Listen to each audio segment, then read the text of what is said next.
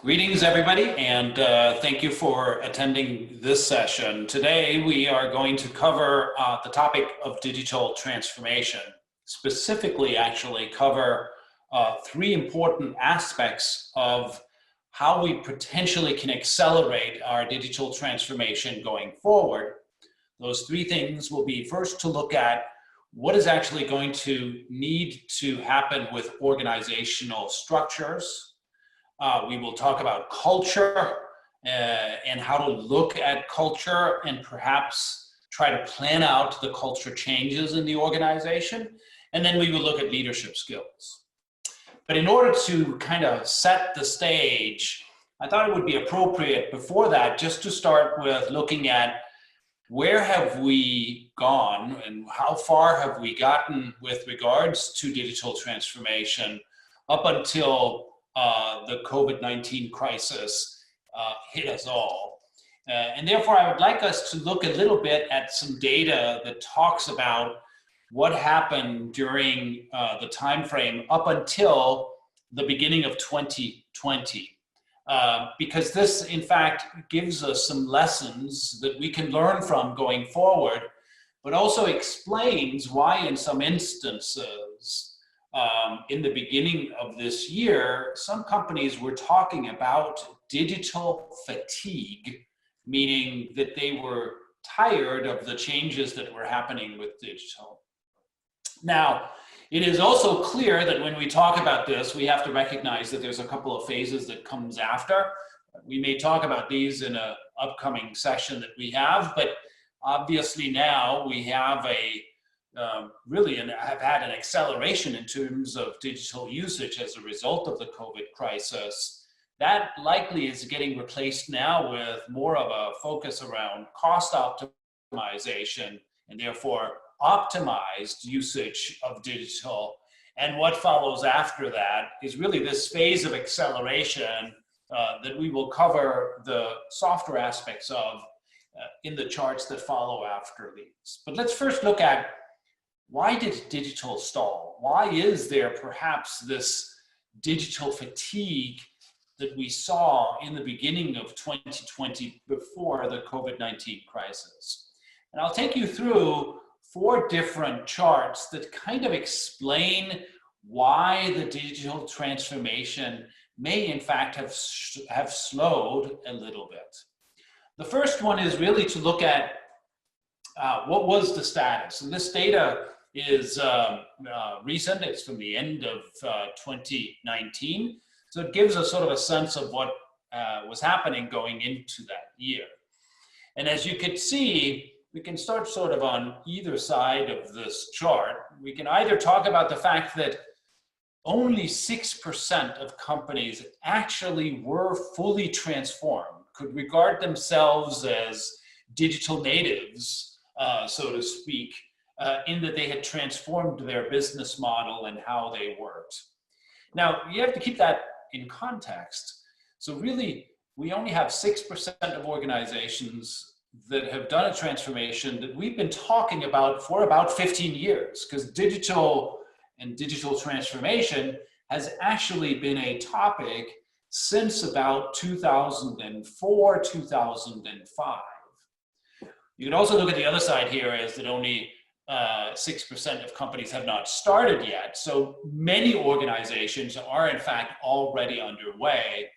And that's probably more of a positive approach of looking at it. But it's important to understand is very few have achieved what one could deem the end goal. Now, why is that? Well, the first level is we sort of peel back the onion around this, the different rings of the Russian Kalinka doll, is that many companies actually at the beginning of this year saw that they were stalling during scaling or during pilot phase. And some of the reasons why we are going to talk about organization structures and culture and leadership skills is that they really stalled because they were lacking a focus on some of the things that we will talk about later. And so you can see that it follows a traditional implementation of a new strategy, which is, and I'll come back to that later in some data as well, it is that only 1 out of 4 companies actually truly implement the strategy that they have set out to execute. They fail in the strategy execution. And that's really what this chart shows, but also something that we can learn from in terms of stalling happens either when we scale or maybe even in some instances at pilot stage. Now let's go further into that data, those 3 bars that we saw in the previous chart, because why does it stall more specifically than just where it stalls? And there are, as you can see from this, a variety of different reasons.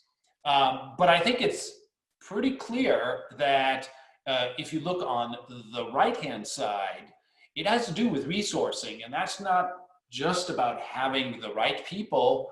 It's also about having the right leadership skills. It's also about, as you can see, lack of clarity, lack of alignment in what the organization does. That bulk, those 3 right-hand bars here, is a primary reason for why we end up seeing projects stalling when we talk about digitalization. At the other end, you have things like the core systems are not ready, as well as we are stalling from a result of not having addressed the cultural challenges that happen as we increase the adoption of technology, as we digitalize processes, digitalize customer interactions, digitalize relationships with suppliers.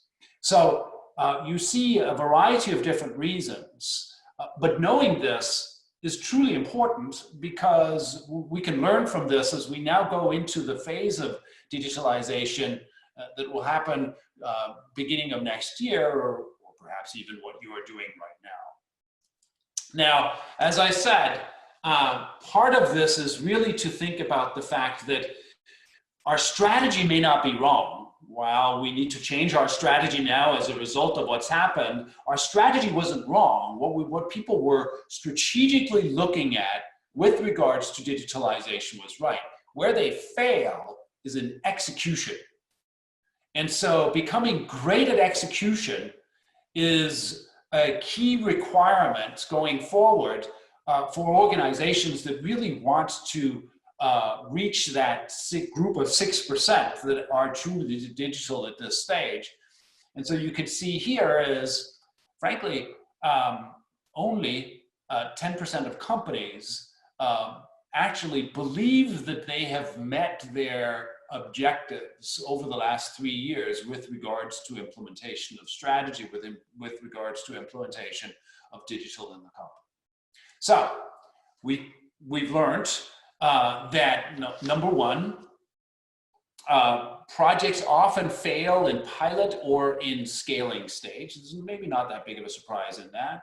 We've learned that issues such as culture, leadership, focus on structures, objectives, and what follows from that is an important mechanism for success, and that execution is the key area to look into, which has very much to do with what are the managers in an organization doing.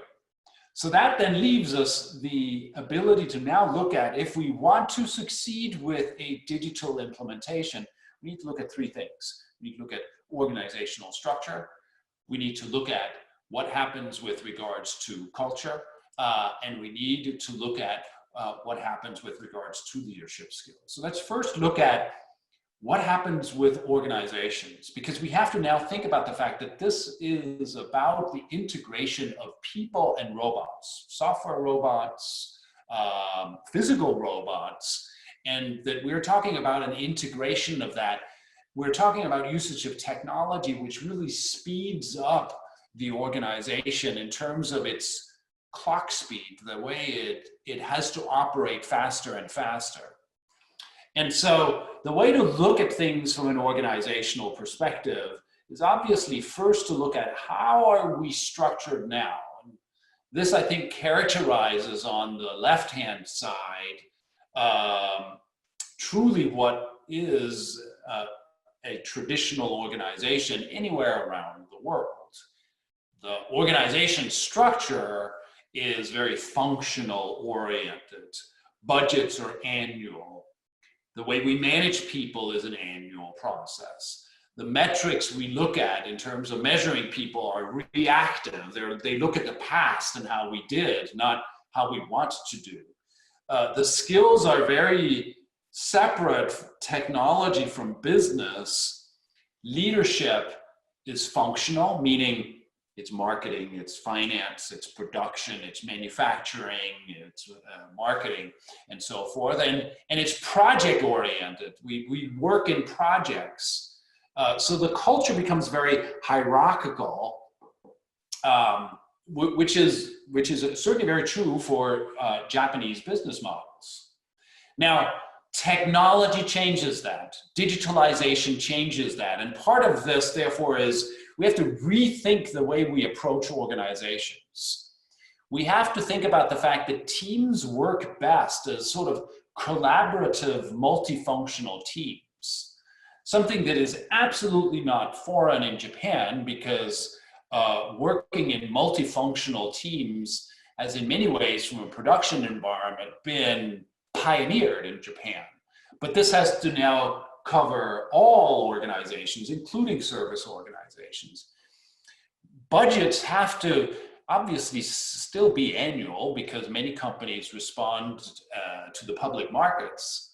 But we need a more iterative approach. We need to allocate money to things that are successful in smaller chunks.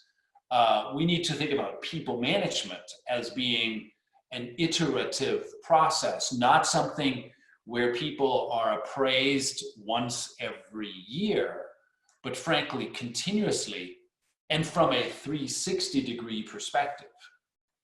Now, this is incredibly, these things are incredibly easy to say.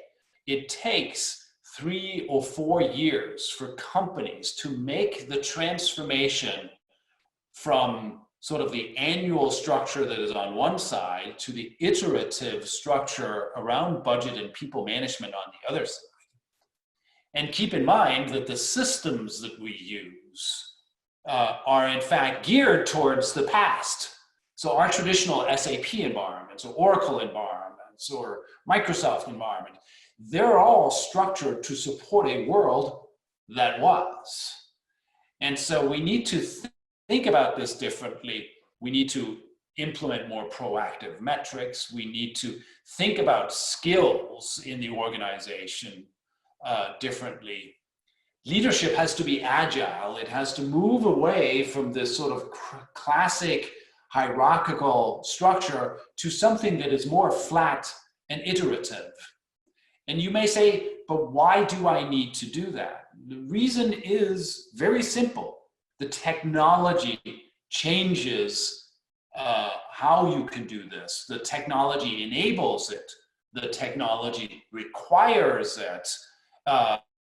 Because if you don't do this, your nearest competitor will actually take and do that.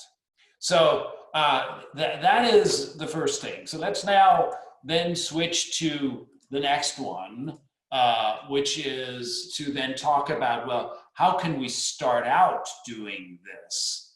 And I think that it's important first to look at some classical ways over the last even 10 years that have been explored. Gartner has talked about a bimodal structure of organizations. Boston Consulting Group has called it two-speed IT. Other large consulting firms have talked about different structures. But let's just look at, we can employ these models, but they are not the end points. One model, and which is the mode 1 and mode 2 model, is one part of the company continues to operate in its classical manner around organization and budget and metrics and so forth, while we isolate perhaps part of the organization that now works in the new structure and tries it out, maybe centered around a new product, a new service, a new way of manufacturing. There are different ways in which this can be approached. And then gradually the mode 2 takes over and becomes the dominant mode of operation. And that's really what we need to think about, because the future leadership model from an organizational perspective is an agile business model that adheres to all of the different criteria that is listed on the right-hand side here.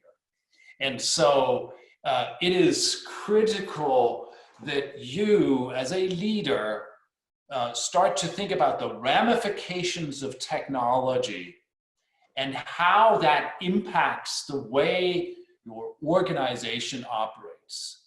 It is important that you understand that an agile business model is one where you change and consider changes to both the structure of the organization, to how you budget, to the metrics that you use, the skills, the way governance is structured, the leadership model, so the competencies of leaders, and then obviously think about culture in a different manner.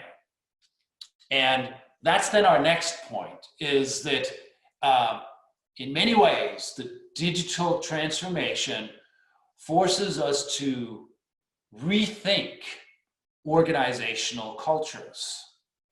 And as we all know, changing cultures is probably one of the most complex things for senior leaders to do.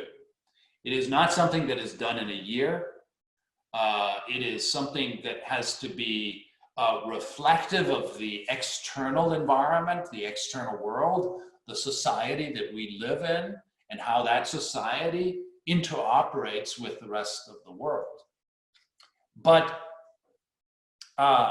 people in organizations realize now that as we start to use technologies that change the clock speed of the company, we will need to deal with how the culture adapts to that. And that's something that I would encourage, and you may already have had some thoughts around this, but really starts to socialize this first among the senior leadership team in an organization, but subsequently actually more broadly in the organization. Now, we don't have time to cover the broad topic of culture, but I wanted to at least give you a little bit of a sense as to how we could structure our thinking, because it is such a big topic that is somewhat difficult to quantify in a, shall we say, mathematical manner, because it's about people and how we interact. At least let's start to think about how we want to implement or influence the change that needs to happen. And for this, we have this little 4x3 matrix that might actually help you start to think about some of those changes. On the left-hand side, we look at sort of the main aspects of culture and culture transformation. One is to understand the position that you sit in today in society, or how the organization fits into society, or even how people in the organization fit into the environment, and what defines the culture of that. Secondly is the purpose. What is your purpose? What is the why?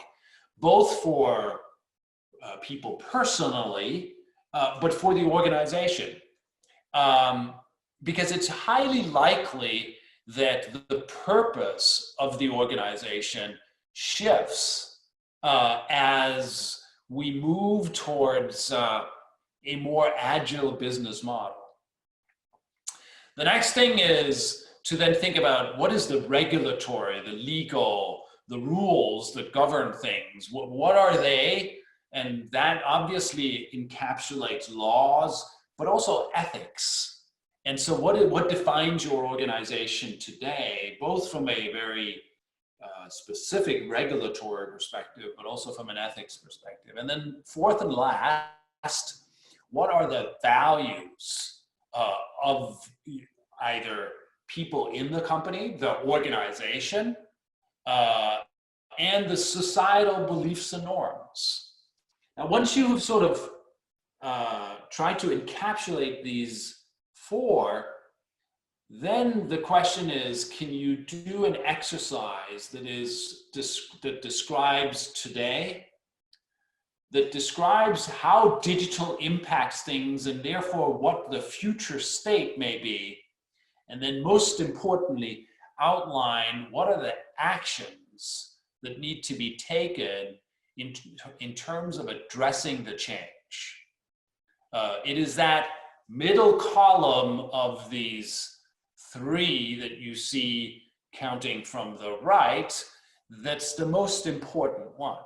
Obviously, describe the culture of today. Describe how digital in your mind or in the leadership team's mind changes and what therefore the future state is. But now, how do you get from today to the future state? That's a question of actually describing what actions, what change needs to happen in terms of affecting that. So that's culture. Then leadership. And leadership is, in my mind, a very fascinating part of digital transformation. And I believe profoundly that the lack of focus on having the right leadership skills or competencies is one of the main reasons why digital projects or digitalization, the scaling of digitalization stalls or even fails. Because we do not address the need of leaders to change their skill set in this transformation. Now, in the next couple of charts, I will talk about leadership skills. I will talk about leadership. The people that you should apply this to is not just top management. It is all managers, all people managers in an organization for which I believe we need to change the leadership skill set, the competencies of those people, and we need to start that now if we are to be successful with a digital transformation. And so let me show you how we look at that. Before I go to the next slide, I want to say that I'm going to divide this up into classic leadership skills, things you do today and how that changes, and then new leadership skills, meaning skills that the average manager in an organization will likely not have today, but needs to have as we accelerate the digital transformation. So let's first look at the classical leadership skills. Now, as you can see here on the left-hand side, when I talk about classic leadership skills, by that I mean things like budgeting, people management, strategy, change management, project management, and then I, in the last box, talk about functional specific skills. By that I mean, if you are in marketing, your functional specific skill set may be digital marketing. If you are in finance, your functional specific skill set will be accounting. If you are a manager in, say, the supply chain organization, your functional skill set may be logistics, okay? So these are classical things. All managers in an organization will do these things. They may not have the ultimate responsibility for them. They may not actually have the responsibility for the budget, but they have a budget that they are accountable to. Now, as we look at digital transformation, these skills change. And they change because technology is impacting those skills. Budgeting is becoming dynamic because technology enables us to make it dynamic.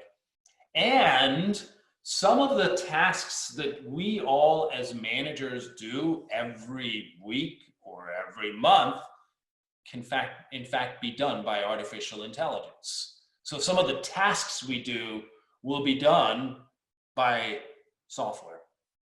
And so the way we budget, the way we as a manager think about budgeting, pardon me, changes. And so does all of the other things because technology changes it. In fact, we're moving from a world where management is more project-oriented to more product and service-oriented. Excuse me. So that's the first thing. So we need to start together, frankly, with the Human Resource Department to look at a development program for all managers in an organization that focuses on what they do today. However, we also need to think about things that they may not have in terms of capabilities today, but that they need to succeed when we scale digital. And that is first what I call soft skills. That's in the middle. These are things like storytelling, ideation, and innovation. Now, the next slide will define these a little bit more clearly so that you have them. But let me first say, storytelling is about being good at explaining things for which there is no other visible example. There is no use case. It is about being able to get people excited about new things, which as technology becomes pervasive and the options of using technology in different ways is infinite, the manager needs to be able to explain this in a way that he can get the people excited about the technology. We need to be great at ideation, creating new ideas of things. Again, every manager is a technology manager, so they have the options of using technology for ideation. And of course, then they need to be able to be good at managing an innovation process. But I call these soft skills because all managers, not just in the IT organization, but all managers also need the 4 harder skills. They need to understand how technology changes things in their function. They need to be able to talk about new technology. So they need to be experts in technology. And that has a lot of different ramifications. Within our company, we actually provide a lot of training around this and have material that helps leaders on this point. Agile, which I talked about earlier, becomes a business skill set. Not agile as a development methodology, but as a business skill set.